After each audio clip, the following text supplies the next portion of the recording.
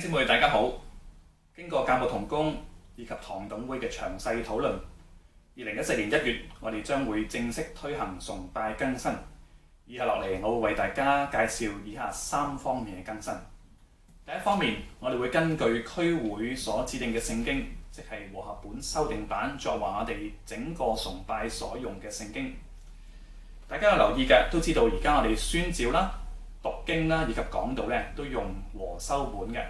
嚟緊10屆以及主禱文咧都會統一用和修版嘅。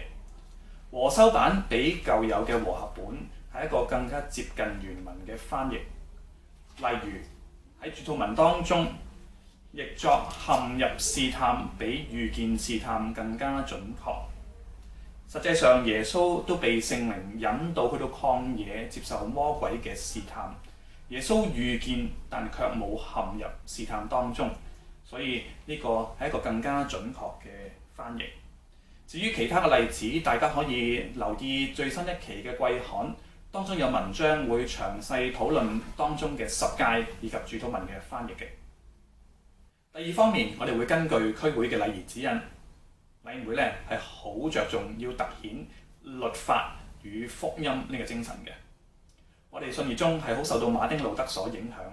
即係強調咧，律法係讓人認清自己嘅罪，然後人知道自己喺咁嘅光景之下咧，先至見到上帝藉住耶穌所設下救恩有幾重要。1月開始，當主嚟讀完10誡，當我哋清楚自己冇能力守律法之後，我哋就隨即一同以使徒信經宣認我哋所信嘅福音。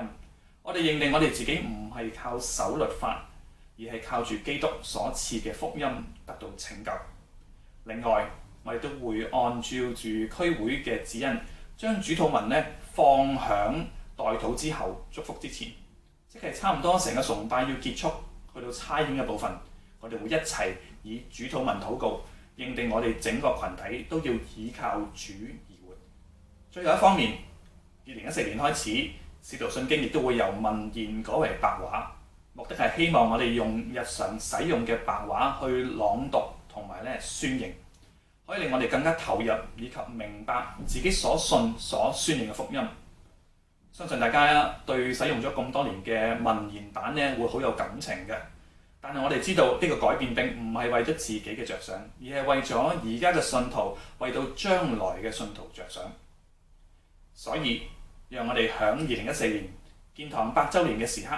同心迎接呢個更新，願上帝帶領我哋唔單止崇拜有更新，亦都叫我哋整個群體嘅生命不斷地更新，更忠於聖經，更看重神學，更關注呢一代嘅信徒同埋下一代嘅信徒。